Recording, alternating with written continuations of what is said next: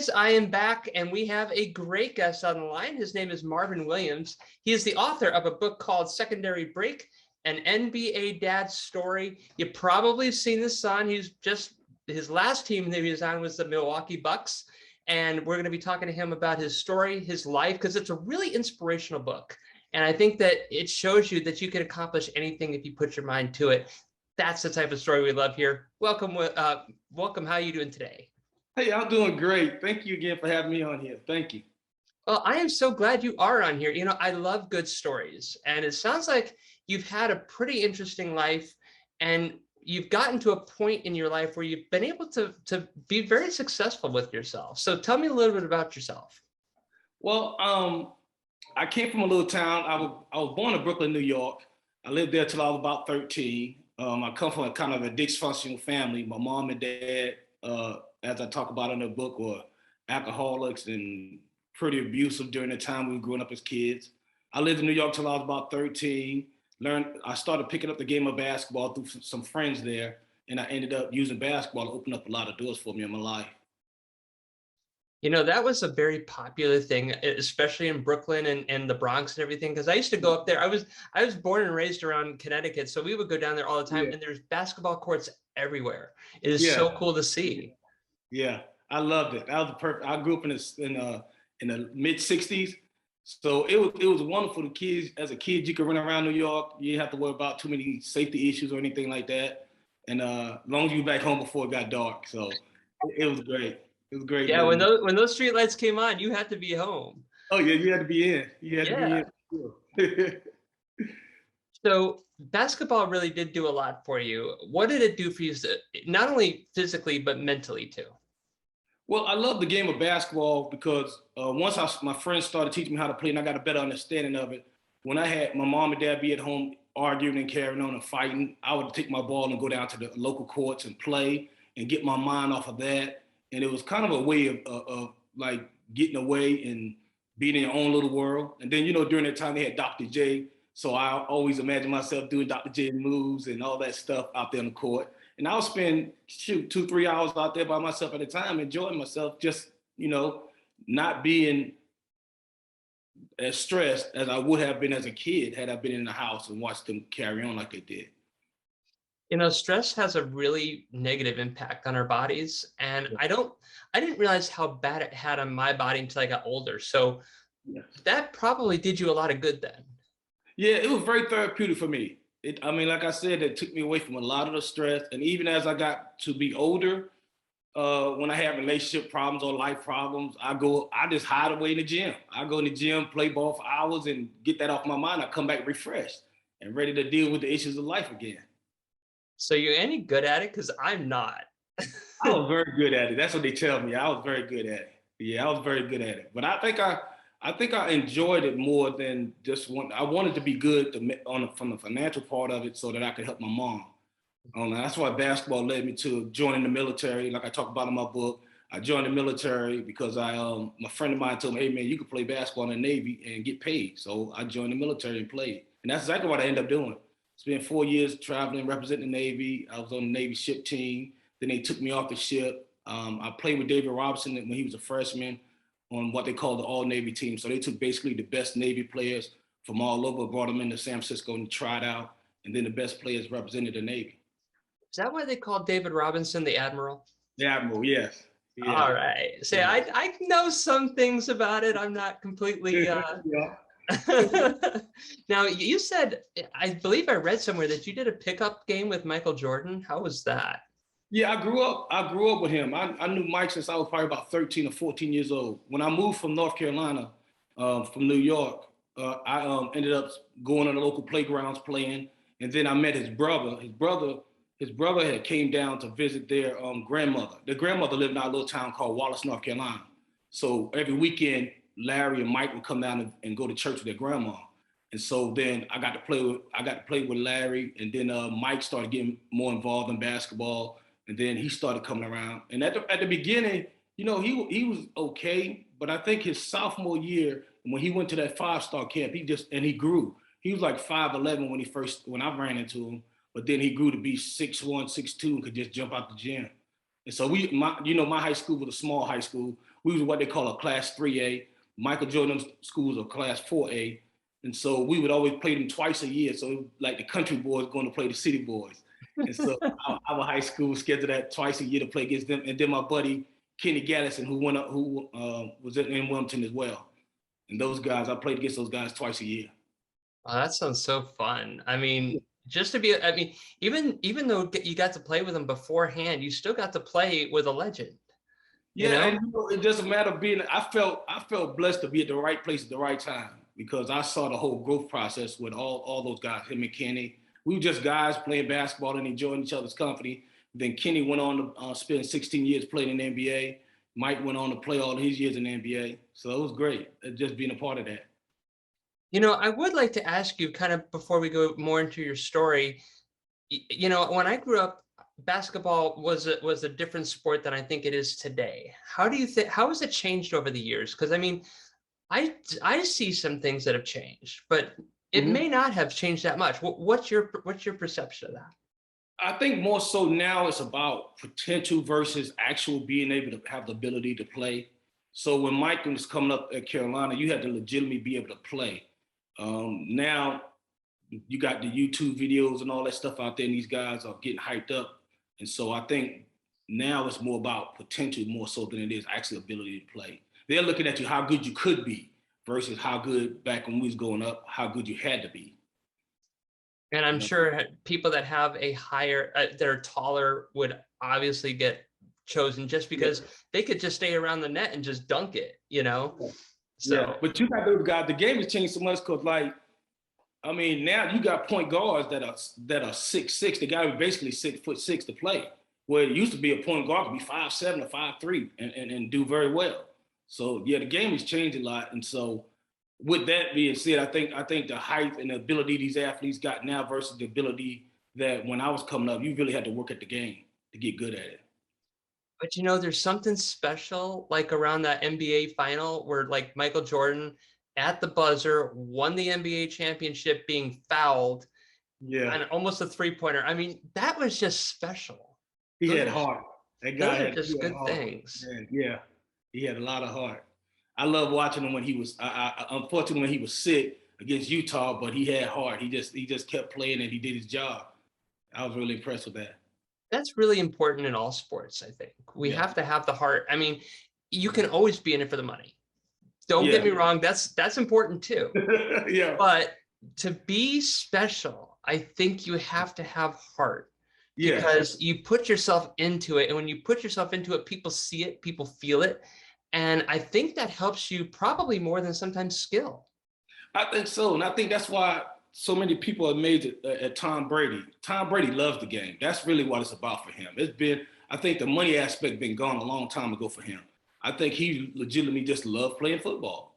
And when it's like that, it becomes a skill in your craft. And then you become, and Kobe, a good example, Kobe is another one. They just love the game, and so they worked hard at it and made it a craft. Did you know Kobe Bryant at all? No, I never got to meet him, unfortunately. I wish I would have. My son spoke highly of him, though. He was just competitive. He was a competitive guy. I remember watching the tribute from Michael Jordan, and I guess he used to get called by him all the time, and he's like, just do your game, He's always trying to get like tips from Michael and stuff. I think that's pretty funny. I think it was funny because people don't realize that Kobe was actually drafted by the Charlotte Hornets. Yeah. And he complained and didn't want to go to Charlotte. And so they made a behind the scenes trade to get him to LA. That's cool. Yeah. So tell me what it was like when you first had a boy. You're holding your son. Did you ever think he'd play in the NBA? No, I didn't. When I was getting out of the Navy when I had him on Father's Day in 1986. And I was just coming back from off duty, a 6-month tour. And I got off the ship and I got a message saying that I had a son. And so I was flying I was in a station in San Diego and I was flying back to Birmingham out to Seattle where he was at. And the whole time I was thinking, I never thought about him. I was just thankful that God had blessed me with a healthy kid. And, as time went by, I was coaching. As he got older, I think when he was around about 5 or 6, I got out the military and started coaching. After I did a bunch of tryouts and didn't make it, I started coaching. My girlfriend at the time taught me into coaching girls basketball. And so Marvin used to sit beside me on the bench and watch what I would do and ask me questions about it and stuff like that. And then the girls on the team would help him as well, show, explain basketball to him. So he basically learned his game from the girls. Yeah, he did. He probably won't admit that, will he? Yeah, he will. He will. Oh, that's cool. Yeah, he talks about it all the time. Yeah.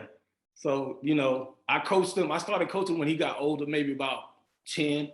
He came to me and wanted to do some individual coaching. And I started doing that with him. But I never thought, I just wanted him to be a good kid. Me and his mom wanted to be a good kid, get through high school. And I figured if basketball can get him through high school and keep him out of trouble, then that's what I'm putting my energy into. Absolutely. Now, take me through draft night. What was it like? Were you guys like on pins and needles as he was sitting there getting drafted? We went into it. Knowing basically Marvel would probably fall between the first pick or the second pick. So it wasn't really that surprising that when he came in as a second pick.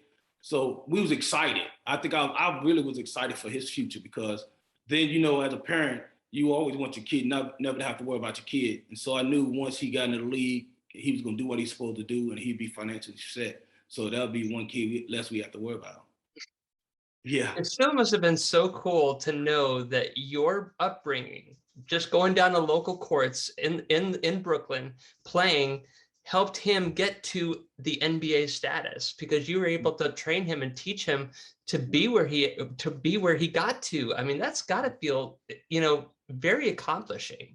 Yeah, it was for me. It really was. And I think more so when he left Carolina as a freshman, I think the one thing I really was proud of him about, he kept his word. He told me and his mom that if he left early, that he would go back and get his degree. And he went back, and I tell you what, I think that's probably the biggest day of my life, to sit there, besides him being born, to sit there and watch him walk down the aisle in the Carolina blue gown, camping gown. It was fantastic. Yeah. So you're really proud of him, aren't you? I mean, he's done a lot. Yeah, he's a good person. I think character is everything. I've always told him that, and so has his mom and his grandma. I think character is the most important thing, because I think character opens a lot of doors for you. And so with him, he's always concerned about everybody else, want to make sure everybody else is happy and okay. And he never thinks about himself. And I admire that about him. So tell me a little bit about your book, because I know you got a great story. I mean, from where you started to where you are now, but your book is kind of inspirational. It kind of tells people that you can have troubled times, but still come out through positive things. Yeah. And stuff like that. And you're telling your story of your life. So tell me a little bit about the book and what inspired it. Well, what inspired it was, I was really actually sitting back one day, and I was looking around at all the success that I had, and I was actually writing a letter to God to give him thanks, because when I'm by myself, I'm always mentally talking to God. And so I sat there and I said, I want to write a letter to God and give him thanks for all the stuff he's done. Because I look back on, like I said, I grew up in New York with my mom and dad arguing all the time, and then I had to move to North Carolina, and during that time they was straight, I hate to say it, but it was just straight racist. So the blacks stayed with the blacks, and they stayed in their community, you stay in your community. But in the South, if you as a black kid act up in front of some white people, your grandparents and everybody gonna spank you. So I got a lot of spankings. And so I got a lot of spankings.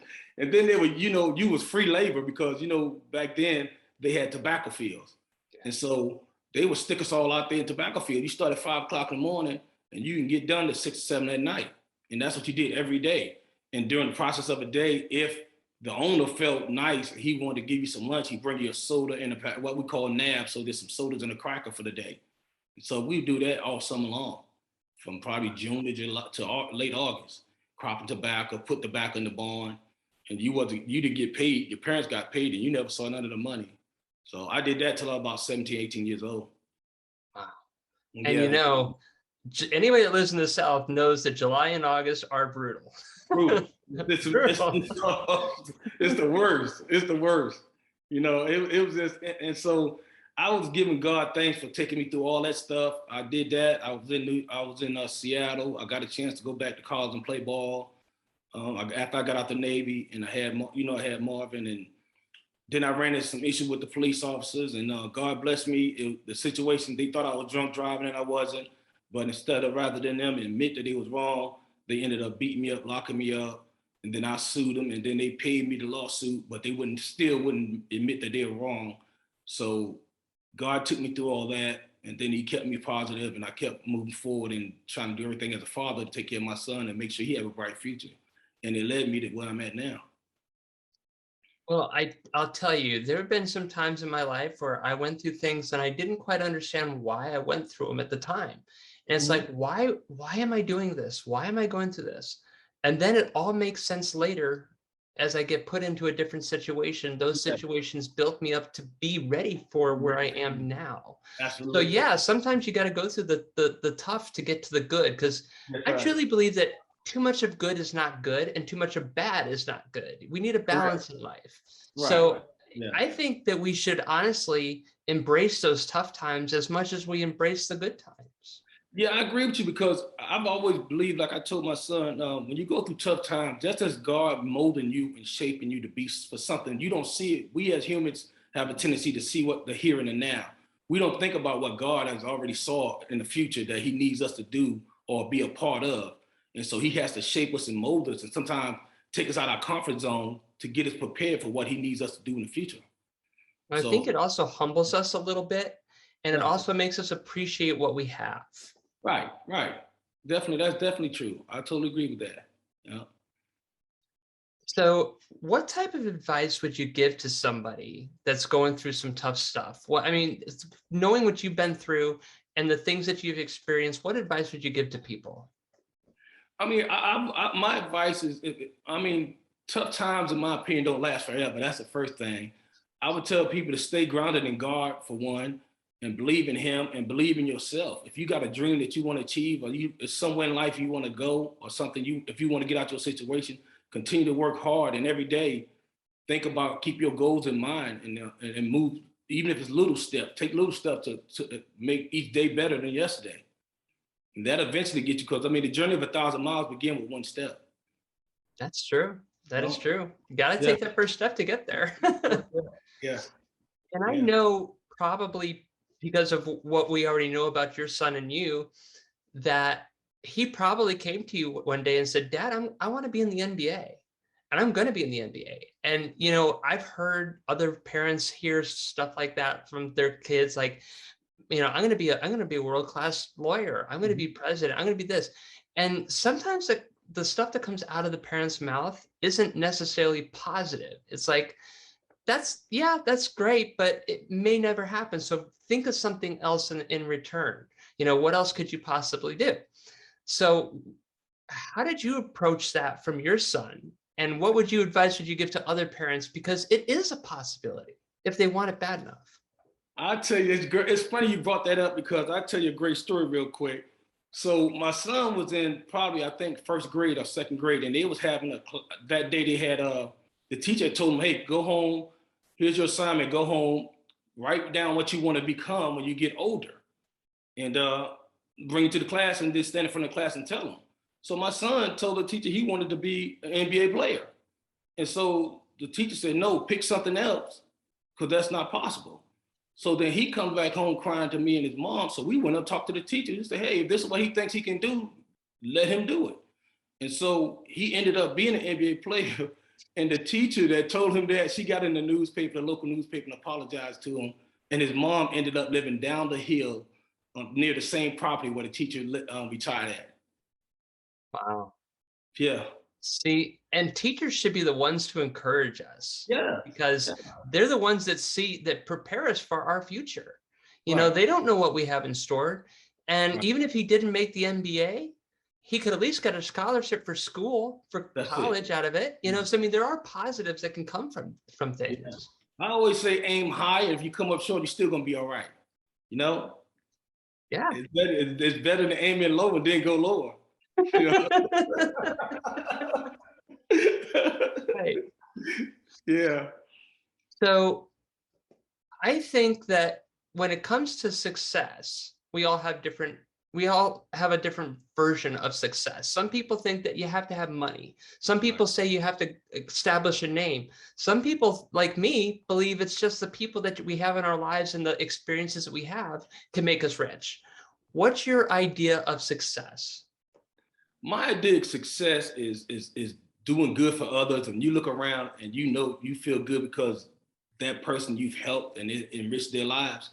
Like when I was coaching, all my kids I coached, they went on to get college scholarships, and then they come around to my house, they call me up, check on me, see how I'm doing. To me, that's success. You know, I think sometimes I agree with you. I think people define success as money, but I tell you what, even with money, if you're not a happy person, you're not going to be successful. So I think having success is, like you said, the people around you, you're enriching other people's lives, and your family in good shape. As a coach, I'm sure you've seen this a lot. And even maybe in your own kid, who knows? I don't know. But I see it in a lot of other kids. And when they know that they're good at something, sometimes they can be a little bit more pompous about it. Sometimes they could be a little bit more aggressive towards other kids, like, oh, I'm better than you should put me on the team because I'm gonna win this whole thing for you. And it gets a little egotistical. Right. And that is good to have confidence, but it's not good to be a little overconfident and stuff. So how do you what would you tell a kid or an adult or anybody that is in a situation where they know, that they're good, but keep them grounded? But you have to, like with my son, I used to always stay on him and me and his mom. I never want to see him, like I seen him one time on TV say a cuss word. People probably didn't hear, but I read his lips. And so after the game, that's the first conversation I had with him. I said, "Hey man, that's not what you do. You don't be cussing on no national TV or cussing, period." So he understood that, and he understood where we was coming from with that. I think you can be good at something and be confident in it, but I think at the end of the day, how you carry yourself with that confidence, you can be good at that and be nice, because I think that'll elevate you more than being a jerk. You know, because just as easy to come, it can be easily gone. It's so right, because like I was in San Diego one time for a Giants and Padres game, and there was some kids wanting just an autograph from the Giants, some of the Giant players, and they completely blew them off. And it's like, one even asked for money, and it's like, I get that that's important, and some of them might be under contract. I didn't realize that some of them cannot sign autographs unless they're if they're under the certain contracts. But they could still do something, because those kids will remember that forever. And that might inspire them to go on and be ball players themselves. Or it might just change their whole atmosphere because they look up to them. Right. So, I think it really is important to stay grounded and just realize that, yeah, I know where you are, but there are people that look up to you like that. So to be a jerk can really hurt your career. Yeah, with baseball especially. Baseball's kind of funny. I understand why some of them don't do it, because it depends. Like with baseball, if you give them you autograph a ball, they'll take that thing online. A card, they'll take that thing online and sell it. So I get part of that. But at the same time, does it really matter? You know what I mean? If it takes 2 seconds out your life to make somebody smile, just sign it and be happy about it. Because at the end of the day, you was in that same position before yourself, probably. Or else you wouldn't have got there. You know what I mean? Somebody had to inspire you. Oh, yeah.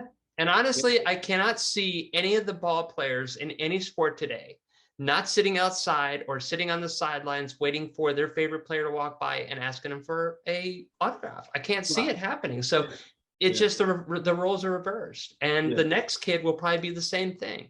They'll get the same thing.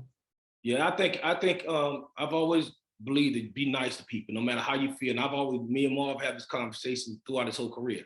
Even when you don't feel like doing it, do it. You know what I mean? At the end of the day, it's not gonna take you but 2 seconds out your life. And then them 2 seconds, it might be a kid who's having issues at home, but then you go sign an autograph, and he get to meet you, and you have a 2-3 minute conversation with him. That might change the whole outlook on life. So you never know. You just got to be careful how you treat people and the things you do to people. And especially if you are in the public limelight, it's going to be a lot easier to be considered a role model than somebody else. That's the part of, I think that people, when they get successful, they forget that's what you signed up for. You got to remember that too. You signed up for that. That's part of the package deal. You got to be who you are. Be a humble, nice person, because you was when you didn't have all that. So. Well, I'll tell you what, you have an incredible life. You have an amazing son I've watched on TV. So it's kind of cool to be able to talk to his dad, and to be able to just experience what you did and be able to write about it to inspire others. I think this is very important. So how can people follow you? How can people get your book? And I really hope they read it because I think it will change their life. Yeah, you can get my book on Amazon.com. It's an audio book too. So if you don't like reading it, you can just listen to it. So Amazon.com, BarnesandNobles.com. I have a website called secondarybreak.net. You can go on there and order it as well. And I also, you can follow me. I'm mostly on Instagram at Marvin Senior 01. I try to, keep people informed of how the book's doing and what I be doing when I do interviews and things like that. Well, Marvin, thank you so much for coming on, being a great guest. This is so much fun. Thank I got you. to I talk appreciate sports, it. which I don't get to do too much.